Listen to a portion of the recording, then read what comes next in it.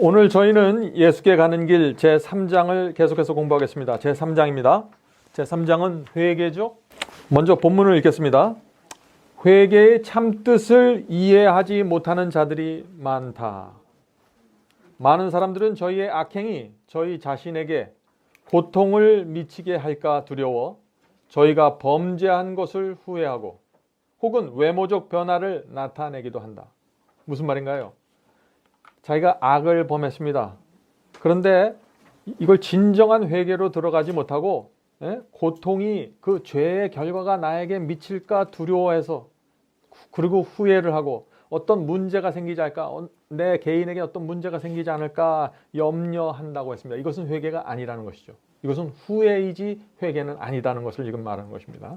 그러나 이것은 성경상 의미로서는 회개가 아니다. 저들은 죄 그것보다도 그 고통을 슬퍼하는 것이다.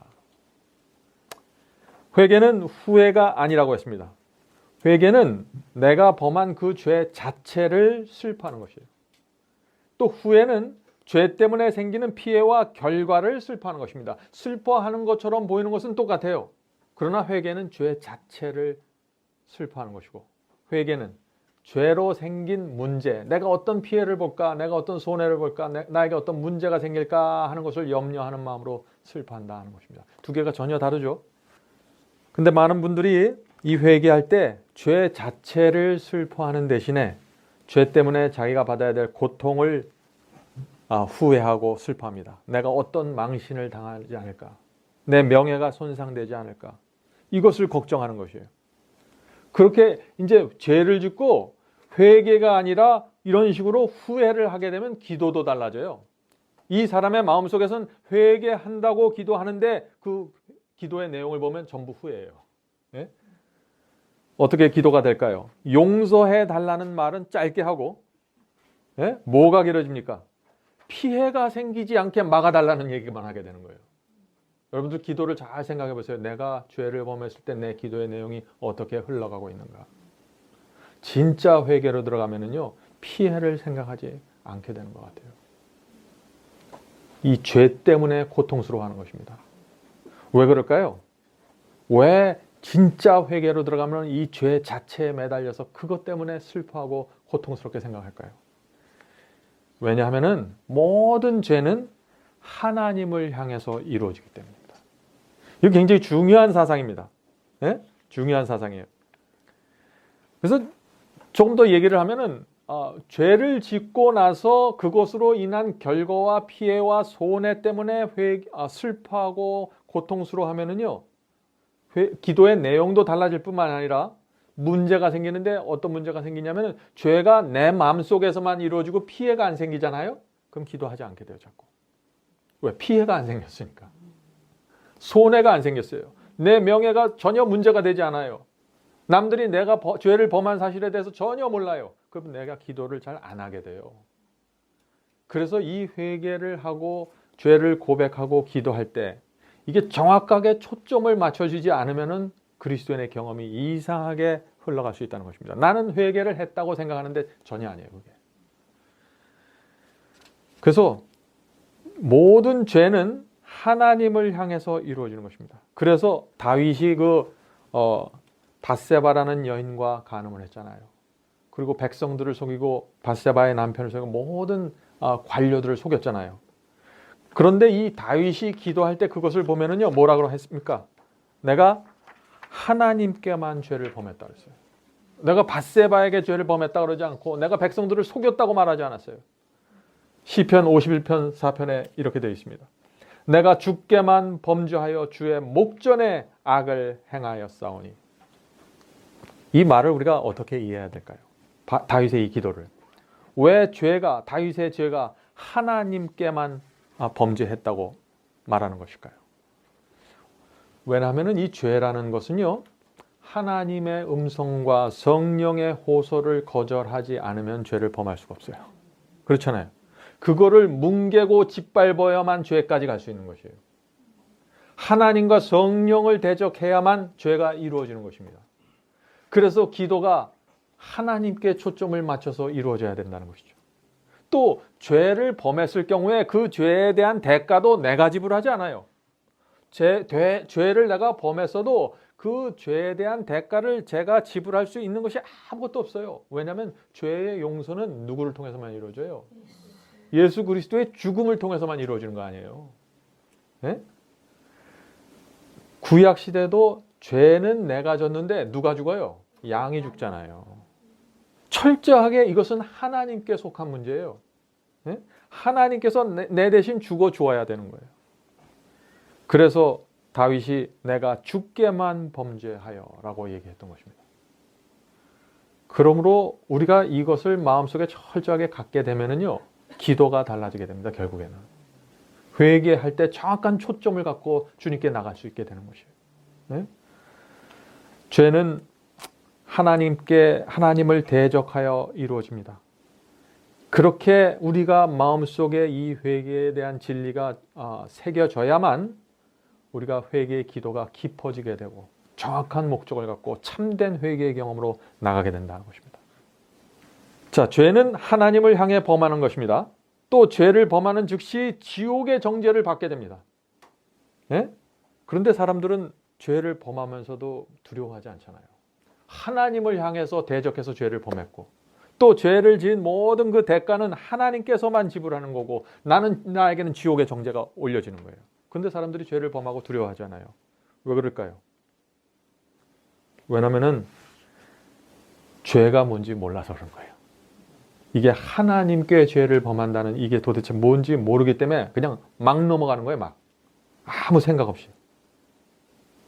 하나님은 우주를 만드신 창조주고 한없이 영광스러운 분이십니다. 하나님께서 이 우주의 별과 행성과 지구에게 궤도를 정해주시고 그대로 돌도록 명령하시자 어떻게 됐어요? 한치의 오차도 없이 아멘이라고 화답하면서 움직이기 시작했습니다. 그게 하나님이에요. 그런 하나님이 내가 지금 범한 이 죄 때문에 죽는 거예요.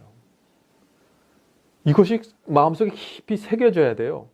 하나님께서 달과 태양에게 정해진 위치에서 빛을 내면서 일정한 속도로 돌라고 명령하셨습니다. 그래서 어떻게 됐나요? 태양과 달이 지구가 고개를 숙이고 하나님의 말에 복종했습니다. 그런 하나님이세요. 그런 하나님의 말씀에 우리가 대적하고 일어서는 거예요. 그게 죄입니다. 하나님께서 산들에게 명하시고 계곡의 물들에게 명하셔서 주어진 경로를 따라 흘러가도록 명하시자 그들이 그대로 순복했습니다. 하나님께서 거친 바다의 물결에게 명하사 여기까지만 들이치고 여기서 중단해라 명하시자 바다가 그대로 움직였습니다. 그런 하나님을 향해서 대적한 것이에요. 저희가 우리가 죄를 어떻게 취급해야 될까요? 이런 하나님을 이해해야 우리가 기도할 때 말이 제대로 나가는 거예요. 우주의 왕이신 하나님께서 사람에게 나에게 오라고 호소하신데 사람은 말을 듣지 않는 거예요. 이 우주의 모든 만상들은 하나님의 말대로 움직이고 따라가고 역사하는데 사람만 지금 말을 듣지 않는 거예요. 사람에게 계명이라는 울타리를 정해주시고 진리를 정해주시고 이 안에서 사는 것이 너희들에게 최선이라고 말씀해 주시는데 사람만 이 밖으로 나가는 것을 자유라고 생각해요. 사람만 주어진 계명을 벗어나는 것을 자기의 권리라고 생각합니다. 그래서 사람들은 싫습니다라고 말하는 것이죠. 단 한 번의 불순종도 끔찍한 결과를 가져오는데 사람은 계속해서 어떻게 합니까? 하나님의 명령과 호소를 거절하는 것입니다. 이것이 죄예요. 이런 죄를 질 때마다 그래서 우리가 주 앞에 나갈 수밖에 없는 것입니다. 하나님께서 어떤 분이라는 사실을 알잖아요.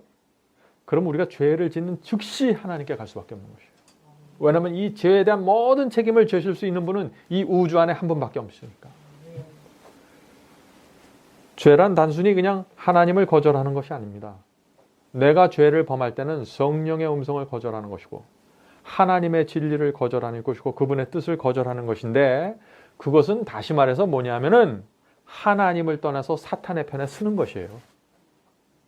죄라는 것은 내가 하나님 편을 떠나서 사탄의 편에 서면서 이제 나는 사탄을 지지하겠습니다 라고 말하는 것이에요. 근데 사람들이 많이 착각하죠. 내가 예수님을 믿고 교회를 다니고 기도를 하는데 내가 실제로는 사탄의 편에 서 있으니까. 이게 혼돈이 되는 거예요, 머릿속에서. 실제가 아니에요, 실제가. 근데 어쩌면은 아마 여러분들이 이 죄에 대해서 그렇게 심각하게 생각하지 못하는 이유는 어떤 면에서 여러분이 너무 착해서 그런지 모르겠습니다. 너무 큰 죄를 져보지 않아서. 그런데 어떤 사람이 정말 자기가 생각하는 큰 죄에 빠져버리면요, 그거는 아무도 건져줄 수가 없거든요. 그때 비로소 사람이 하나님께 굴복하는 것 같아요. 그래서 우리 생애 속에 무슨 죄를 지라고 제가 말씀드리는 건 아니지만은 우리 속에 생애 속에 도무지 감당치 못한 죄를 범했을지라도 우리가 주님께 가면은 더 큰 은혜가 거기 있는 거예요. 죄가 많은즉 어떻게 은혜가 큰다 그랬잖아요. 예? 그건 뭐 죄를 많이 범하라고 권장하는 게 아니죠, 그 얘기가. 예. 자, 에서의 경우를 볼까요? 에서의 경우. 그 다음에 에서 얘기가 나오니까 여러분들이 가진 책에서 그 얘기를 좀 읽어보면서 생각해 보도록 하겠습니다. 에서가 장자의 명분을 영구히 잃어버린 것을 알게 되었을 때 슬퍼한 것이 그런 것이다. 자, 에서가 슬퍼했어요. 장자의 명분을 잃어버렸을 때. 그런데 그것은 어떤 거예요? 회개가 아니었다는 것이에요. 왜 슬퍼했어요? 자기 몫을 잊어버렸기 때문에 슬퍼한 거예요. 네? 자, 발람은 칼을 빼어들고 자기 가는 길에 선 천사를 보고 두려워서 자기의 생명을 잃을까 염려하여 자기 죄를 자백하였다. 그러나 그는 진정으로 죄를 회개하지도 않았고 목적을 변하지도 않았고 악을 미워하지도 않았다. 자, 내가 이렇게 잘못했습니다 라고 고백한다고 해서 그게 회개가 아니라는 것이죠. 고백의 이유와 목적이 달라요. 그래서 죄를 고백하는 데서 끝나는 게 아니라 회개에 이뤄야 된다는 것입니다. 그래서 성경에 보면은 구원에 이르는 회개라는 표현이 나와요. 구원에 이르는 회개. 많은 사람들이 회개를 하는데 후회를 하기 때문에 사도들이 구원에 이르는 회개를 해야 된다고 딱 집어서 얘기하는 거예요. 자, 그 다음에 말씀을 읽어보겠습니다. 그러나 그는 진정으로 죄를 회개하지도 않았고 목적을 변하지도 않았고 악을 미워하지도 않았다. 가롯 유다도 자기의 주를 판 후에 부르짖기를 어떻게 부르짖었습니까? 마태복음 27장 4절이죠. 내가 무죄한 피를 팔고 죄를 범하였도다 라고 하였다. 내가 무죄한 피를 팔고 죄를 범하였도다. 이거 회개하는 말 아니에요. 네? 그런데 성경은 회개라고 인정하지 않는 거예요. 이거를. 네? 이 표현만 보면 안 되는 거예요. 이 말을 하는 의도와 심정과 목적과 모든 것을 지금 감안해야 되는 것입니다. 이 가롯 유다가 주님을 판 후에 얼마나 두려웠을까요? 자기는 예수님을 자극해서 제사장들에게 넘겨주고 이렇게 목숨이 위태로운 상황으로 예수님을 넘겨주면 거기서 우주의 왕인 그 하나님의 본색을 드러낼 줄 알았어요. 자기의 의도는 그런 것이었어요. 근데 전혀 하나님께서 그냥 아무 힘없는 어린 양처럼 십자가에 매달려 돌아가시는 그런 모습으로 이제 비춰지니까 어떻게 됐을까요? 얼마나 두려웠을까요? 그래서 이렇게 부르짖는 것이에요. 부르짖는 거. 그러나 어떻게 했습니까? 결국은 자기의 목숨을 끊고 말았죠. 죄를 넘겨줄 때를 찾질 못한 거예요. 네? 회개하지 않아서. 자, 이런 고백은 정죄에 대한 무서운 생각과 심판에 대한 두려운 공포로 말미암아 그의 범죄한 심령에서 어찌할 수 없이 나온 것이다. 그에게 임할 결과가 이 가롯 유다에게 임할 결과가 그에게 공포심을 주었다. 그러나 그는 흠없는 하나님의 아들을 팔고 이스라엘의 거룩한 신자를 배반한 사실에 대해 충심으로 마음을 찢는 애통을 느끼지는 않았다. 이것이 유다의 형편이었습니다. 이 유다에 대해서 우리가 오해하면 안 됩니다. 어떻게 저 가롯 유다 같은 사람이 될 수 있어 하는 얘기를 하죠. 어떻게 예수님을 팔 수 있어? 죽은 자를 살리신 예수님을 어떻게 팔 수 있을까? 38년 된 안진뱅이를 일으키신 그 예수님을 어떻게 팔 수 있을까? 이 유다도 요한과 다른 제자들과 똑같은 기회가 주어졌다고 했습니다. 똑같이 식사했고 예수님과 함께 똑같이 잠을 잤어요. 유다도 똑같은 성령의 음성을 들었습니다. 유다는 성령의 음성 없이 자기 마음대로 산 사람이 아니에요. 늘 양심의 가책을 받았습니다. 예수님을 보면서. 예수님의 순결한 생애를 보면서 자신의 이기심과 교만이 찔림을 받았습니다. 그런데 이 베드로와 요한도 똑같이 못된 성격을 갖고 있었잖아요. 그들의 성품이 제대로 되지 않았었잖아요. 이 인품적으로 보고 학식적으로 보면은요, 이 가룟 유다가 더 좋은 사람입니다. 사회적인 계층도 있고. 그런데 유다와 요한의 차이가 뭡니까? 요한은 성령께서 주시는 그 음성을 받았습니다. 예수님의 생애 속에서 내가 저분을 배우고 싶다, 닮고 싶다는 강력한 충동을 받았고 성령의 인도를 따라갔어요. 가룟 유다는 똑같은 성령을 음성을 받았지만 끝까지 거절했습니다. 끝까지. 그래서 결국에는 자신의 목적을 이루려고 나갔던 것이에요. 우리도 그렇게 될 수 있거든요. 우리도 늘 성령의 음성을 듣고 삽니다. 그러나 우리가 주어진 생애 동안 우리가 어떻게 그 음성을 받아들입니까?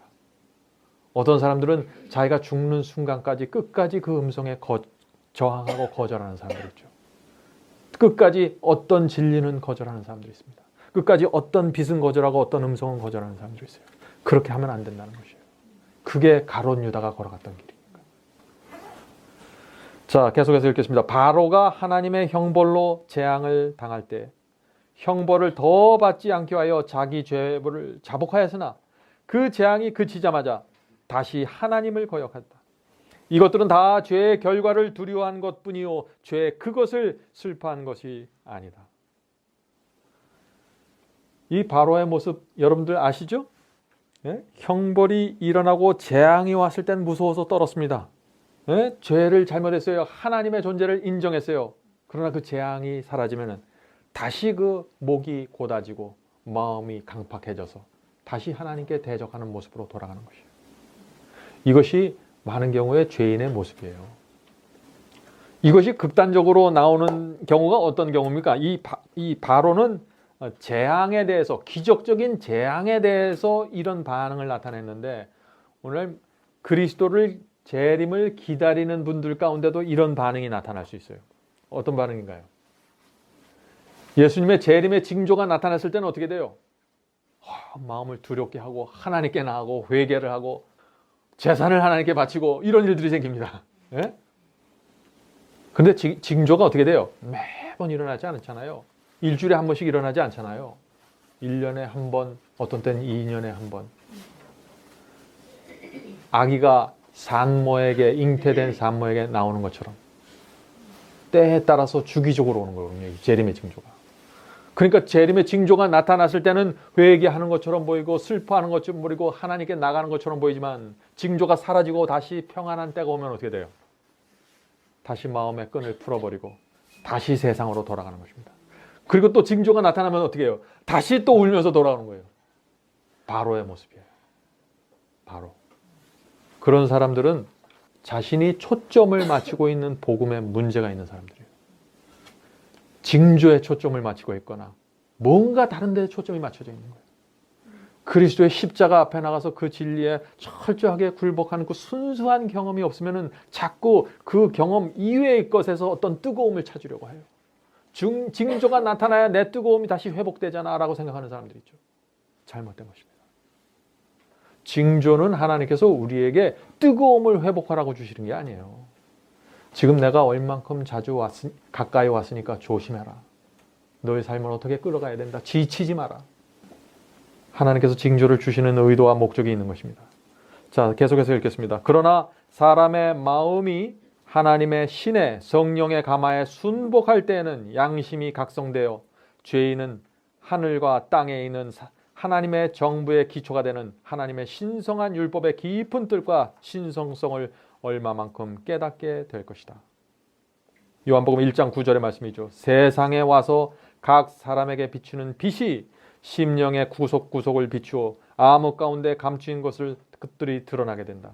죄에 대한 자각은 마음과 뜻을 붙들게 된다.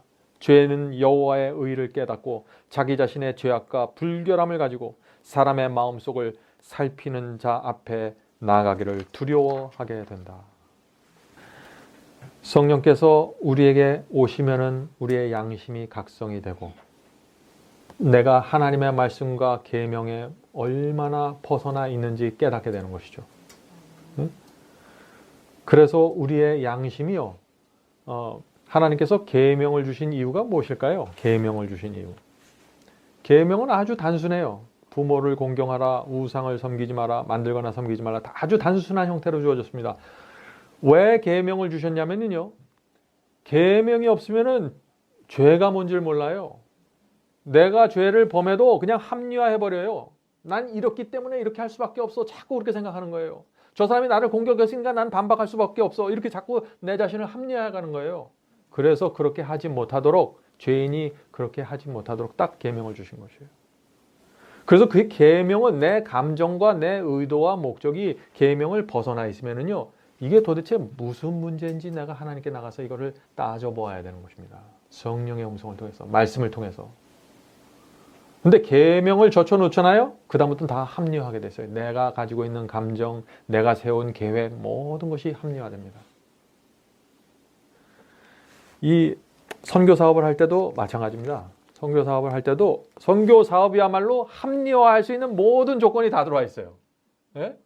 제가 하는 모든 것이 선교 사업이에요. 제가 쓰는 모든 돈이 선교 사업이에요. 그러니까 나는 돈을 쓸 수 있는 거예요. 재정이 투명하지 않게도 쓸 수 있는 거예요. 난 하나님을 위해서 썼는데, 이렇게 생각하는 거예요. 그래서 이 선교 사업 하는 분들은 특별히 계명이 필요한 사람들이다 하는 것입니다. 계명이 나를 붙잡아 주는 거예요. 그래서 이 시편에 보면 의인은 계명을 사랑하는 자들이다. 왜 그래요? 계명이 너무나 필요하다는 걸 알기 때문에. 계명이 없으면 내가 큰일 나요. 양심이 마비돼 버려요, 잘못하면.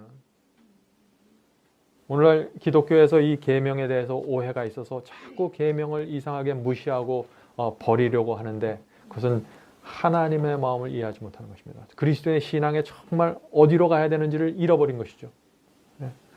우리 다음 시간에도 계속 우리 이 3장 회개 문제에 대해서 살펴보도록 하겠습니다. 이제 기도하고 마치도록 하겠습니다. 하늘에 계신 아버지, 오늘 저희가 회개에 대해서 살펴볼 때 저희 마음속에 정말 어떤 것이 회개이고 어떤 것이 저희가 마땅히 해야 될 경험인지 가르쳐 주셔서 감사합니다. 주님, 이 죄가 하나님을 대적하는 것이라는 사실을 잊지 않도록 도와주시옵소서. 주님께서 저희 죄를 위해서 무엇을 지불했고 어떤 것을 치루셨는지 이해할 수 있도록 도와주시옵소서. 하나님께서 아들을 포기했다는 사실이 저희 가슴에 새겨질 수 있도록 도와주시옵소서. 주님, 저희가 복음의 중심에 있는 경험을 이해할 수 있도록 도와주시옵소서. 저희 이 자리에 모여서 성경을 연구하는 성도들에게 함께하여 주셔서 정말 하나님의 말씀 깊은 곳으로 들어가서 그곳에서 하나님을 만날 수 있도록 도와주시옵소서. 예수님의 이름으로 간절히 기도합니다. 아멘.